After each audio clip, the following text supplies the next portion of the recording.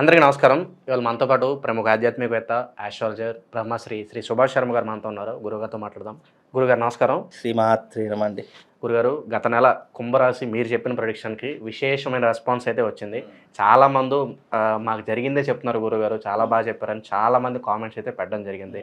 మరి ఈ డిసెంబర్ మాసం కుంభరాశి వారికి మరి ఎలాంటి ఫలితాలు ఉండబోతున్నాయి? గ్రహస్థితి ఎలా ఉంది? ఎలాంటి రెమెడీస్ చేసుకుంటే బాగుంటుందంటారు? తప్పకుండా తెలియజేస్తాను. ముందుగా ప్రేక్షకులందరికీ శ్రీమాత్రే నమః, శ్రీ గురుభ్యో నమః. ఓం నమస్తే అస్తు మహామాయే శ్రీపీఠే సురపూజితే శంఖచక్రగదాహస్తే మహాలక్ష్మీ నమోస్తుతే. కుంభరాశి వారికి డిసెంబర్ మాసంలో మంచి లాభదాయకమైనటువంటి అనుకూలమైనటువంటి వాతావరణం ఏర్పడుతుంది.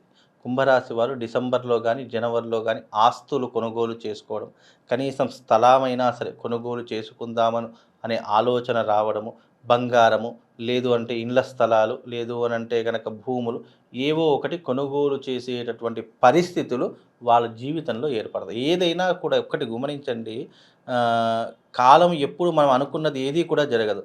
కాలం ఏదైతే ఇవ్వాలి అని అనుకుంటుందో అది మాత్రమే నేచర్ డిసైడ్ చేసి వాళ్ళకు అందిస్తుంది.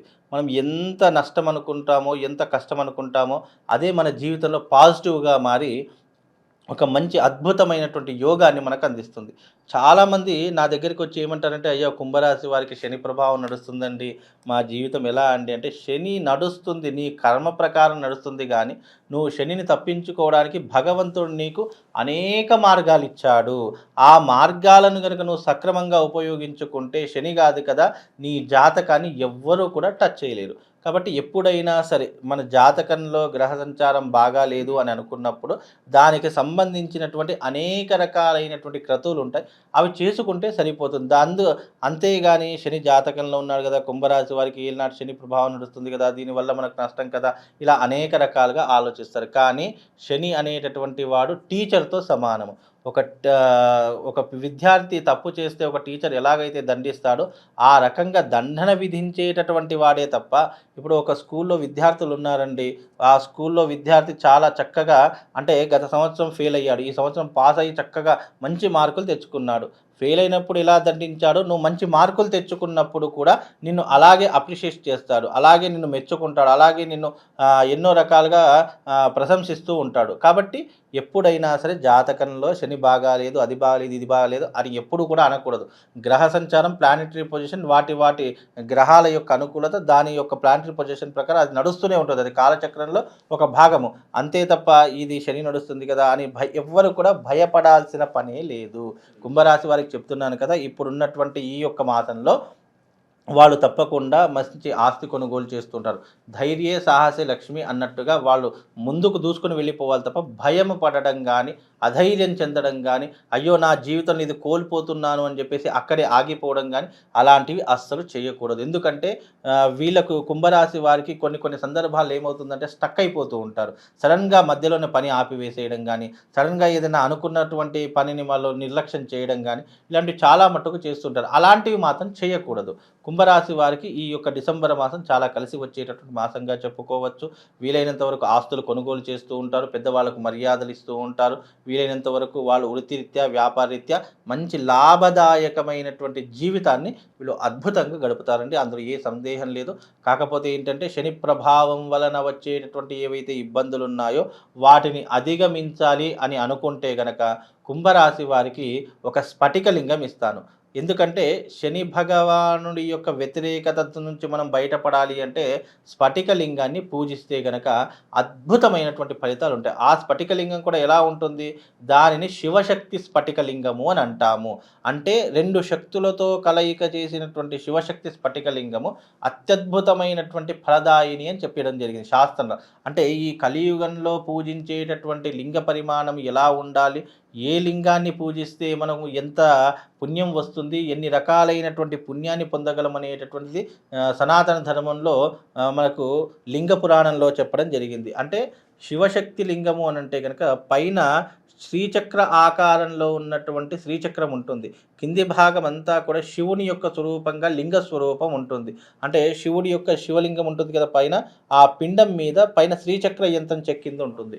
దీనిని శివశక్తి లింగము అంటాం. ఆ శివశక్తి లింగాన్ని గనక తీసుకొని ఎవరైతే అర్చిస్తారో వాళ్ళకి శనే కాదు, ఏ గ్రహం ఏమీ చేయలేదు. అంటే జాతకం దరిద్రంగా ఉంది, జాతకంలో అన్నీ నష్టాలే ఉన్నాయి, అన్నీ కష్టాలే ఉన్నాయి అని అనుకునే ప్రతి ఒక్కరికి, కేవలం కుంభరాశి వారికే కాదు, ప్రతి ఒక్కరికి కూడా ఈ శివశక్తి లింగం ఇస్తాను.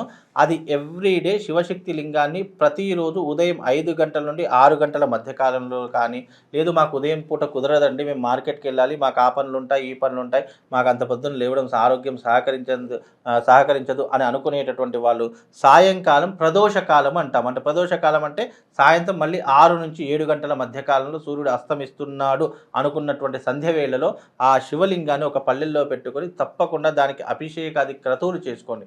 తద్వారా వాళ్ళ కుంభరాశి వారికి మహర్జాతకం పడుతుంది. ఎందుకు అనంటే గనక ఇలాంటి నెగిటివ్ ఎనర్జీ ఇంపాక్ట్ ఉన్నప్పుడు శివారాధన, శివశక్తి ఆరాధన చేసుకుంటే మనిషి జీవితంలో దారిద్ర్యం నుంచి బయటపడేటటువంటి అవకాశాలు ఉన్నాయి.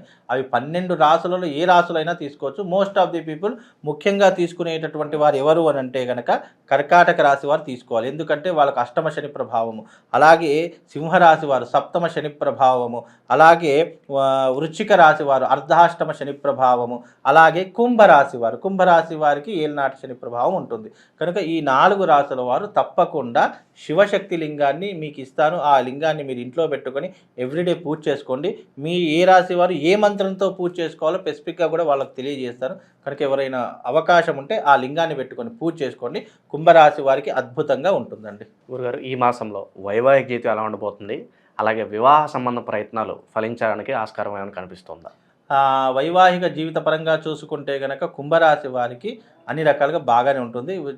కుటుంబంలో అందరికీ అయ్యేటట్టు చిన్న చిన్న గొడవలు అవుతాయి తప్ప అంత చెప్పుకోదగ్గటువంటి అంశాలు అయితే ఉండవు. కాకపోతే ఏంటంటే కుంభరాశి వారికి కుటుంబ విషయంలో ఒక సలహా ఇస్తాను.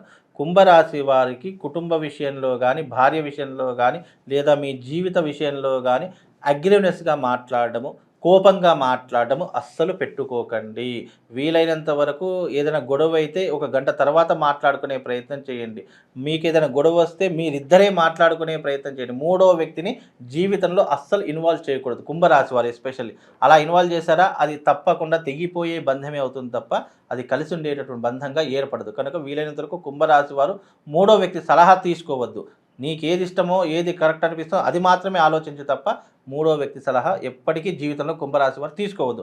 అలా తీసుకున్నారా ఇతడి జీవితం అంతా కూడా ఆటోమేటిక్గా అతని చేతిలోకి వెళ్ళిపోతుంది. కాబట్టి కుంభరాశి వారికి బెస్ట్ సజెషన్ ఏంటంటే స్వయంగా నీ కాళ్ళ మీద నువ్వు నిలబడే ప్రయత్నం చేసుకో. స్వయంగా నీకు ఇక్కడ ఏది అనిపిస్తే అది ఆలోచన చేసి దాన్ని ఆచరణలో పెట్ట తప్ప మూడో వ్యక్తి యొక్క ఆలోచన, సలహాలు నీకు అవసరం లేదు. అనుకోని ప్రయాణాలు కావచ్చు, ఇంకా ఫారెన్ ట్రావెల్స్ కావచ్చు, ఏమైనా కనిపిస్తుంది ఈ మాసం? తప్పకుండా కుంభరాశి వారికి విదేశాలకు వెళ్ళే యోగం ఏర్పడుతూ ఉంటుంది.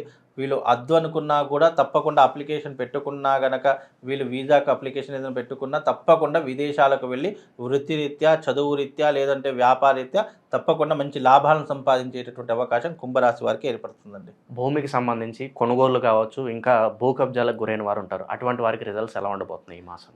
కుంభరాశి వారికి భూ వివాదాలు అనేటటువంటి ఉంటూ ఉంటాయి. కోర్టు కేసులతో కాస్త సతమతం అయిపోతూ ఉంటారు. అంటే పూర్వీకుల ఆస్తి ద్వారా కావచ్చు, లేదా భార్యాభర్తల రిలేషన్స్ ప్రాబ్లమ్స్ వల్ల కావచ్చు, లేదు అని అంటే కనుక వీళ్ళకు ఉన్నటువంటి ఈ అగ్రినెస్ ద్వారా కావచ్చు, పోలీస్ స్టేషన్కి వెళ్ళడము, కోర్టులకు వెళ్ళడము, ఇలాంటివి జరిగేటటువంటి సమయ సందర్భాలు ఏర్పడతాయి. అలాంటివి కొద్దిగా చూసుకొని జాగ్రత్తగా ఉండే ప్రయత్నం చేసుకోండి. ఒకసారి ఆ తలనొప్పి మన నెత్తి మీద పడ్డదనుకోండి, దాని నుంచి బయటపడడం కాస్త కష్టం అవుతుంది.